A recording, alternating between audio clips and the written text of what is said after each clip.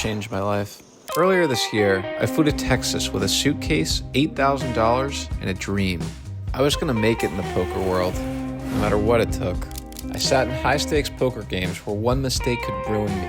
He makes the call! Corey Eyring wins the biggest... But I kept winning. 3 months later, 8,000 became 100,000. But success comes with a price. The moment you start believing you can't lose, you've already lost. You just don't know it yet.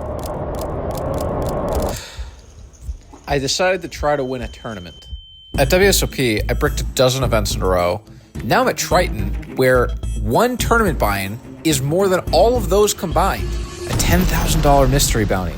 First place, around $500,000. I don't think I have an edge in this field, so I register late, hoping to reduce the skill gap. First hand, I look down at ace queen.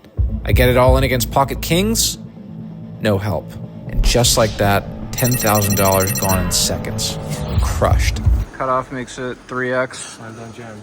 Jam, his kings.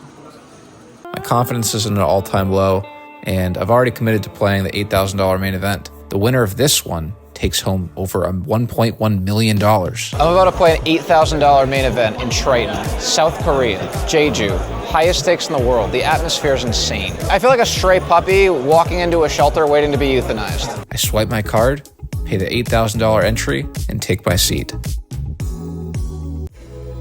We each start with 250,000 chips.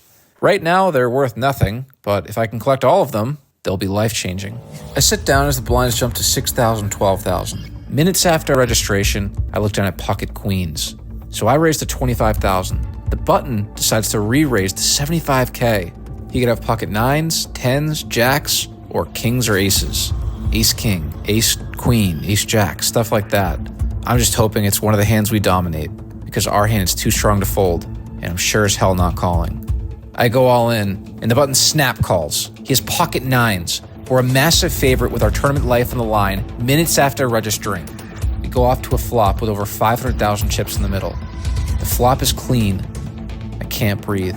The turn card is clean, and so is the river. We pick up a full double. Our stack increases to 562,000. Just minutes later, I'm in the big blind with ace-5 offsuit. Blinds have increased to 10,000, 15,000. The cutoff opens to 30K, and I make the call. The flop is king 6-4 with 2 spades. I check, and this player continues betting for 15,000. It's a weird spot, but I have the ace of spades, and ace high still might be good. So I decide to float, and the turn brings in a welcoming ace. Action this time goes check, check, and the river card is not my favorite. It is the king of clubs. I check, and now the cutoff bet's 126,000. I think he could have a lot of bluffs here, so I quickly make the call, but unfortunately this time is not one of them. He's king jack of spades for river trips. Just as quickly as the chips came, we give a majority of them right back. Even worse, I call a 3-bet with king queen offsuit and whiff the flop, another 100,000 down the chute. We are right back down to near starting stack when I pick up 9-7 of spades. I open a 30,000 from the cutoff. The big blind makes the call. We go heads to a flop of 6-4-3 with 1 spade. The big blind decides to lead for 25,000. I have 2 overcards, a gut shot straight draw, and a backdoor flush draw. In other words, we have way too much going on to let it go right here. We're also in position, so we have opportunities to steal it on later streets. I decide to float. The turn card is a beautiful ace of hearts. It doesn't improve our exact holding, but we'll have a lot of aces in this configuration. The big blind slows down and checks. We have no showdown value, but I'm going to try to steal this one. My voice quivers as I announce 45. 45. You can hear the shake in my voice. I'm so scared. I'm wagering a majority of my stack on this, and if he calls, I'm probably going to have to unload the clip on the river. Thankfully, it doesn't come to that. The big blind lets it go, and we pick up a significant pot. We have 330,000, and I pick up pocket jacks. Under the gun 1 raises to 30,000, and I put in a re-raise to 72,000. Action folds back to him, and he goes all in. I call, and he's pocket tens. We have similar stack sizes. Whoever wins this hand is going to knock the other player out of the tournament. With my tournament life damn near on the line, we go off to a run out. The flop is clean, so is the turn, and so is the river. 60,000 chips. We have the most amount of chips I've ever had in this tournament. I am not trying to get too excited, but this might be the start of something great. I've had a lot of opportunities over the past few months, and I want to give it back, so I'm giving a $10,000 free roll to one of you guys. I'll fly you out to the lodge in Austin, Texas, pay for your flights, hotel, and pay for your $10,000 buy-in. If you win, we'll split the profit. If you lose, you owe me nothing. It is a complete free roll. Click the link in the description to enter. Let's get back to the video. I don't pick up any playable hands, and I chip back down to 550K. That's when I pick up pocket tens. The same configuration occurs where Under the Gun 1 opens to 30,000, and I put in another re-raise to 72,000. This time, Under the Gun 1 makes the call. We go heads up to a flop of Jack, Jack, 6. When he checks, I toss out a small bet, and he quickly folds. We pick up another significant pot as we edge closer to the money. I'm currently in 57th place. I'm sitting comfortable, and I'm trying to stay focused as a deep run in this tournament would literally change my life. That's when I get a little greedy. Blinds are still 10K, 15K. The button opens to 30,000, and I have ace-3 offsuit in the small blind. I noticed the hesitation from the button when he went to raise, which makes me think he doesn't have the strongest holding. There's 70,000 chips in the middle. If we go all in, there's a high likelihood that both players fold and we can pick up 70,000 chips with no resistance. I end up using a time bank because every decision at this stage in the tournament is critical, and I want to make sure that I think through my options. My read is that this guy's just not that strong, but what if I'm wrong and I torch half my stack with ace-3 offsuit? It's one of the biggest spots I've ever faced in a tournament. It's an $8,000 buy-in, but I decide to go with my gut. I announce all in. The big blind quickly folds, and the button follows suit. We pick up another sizable pot as we head off to break. We have 840,000. Average stack is 661.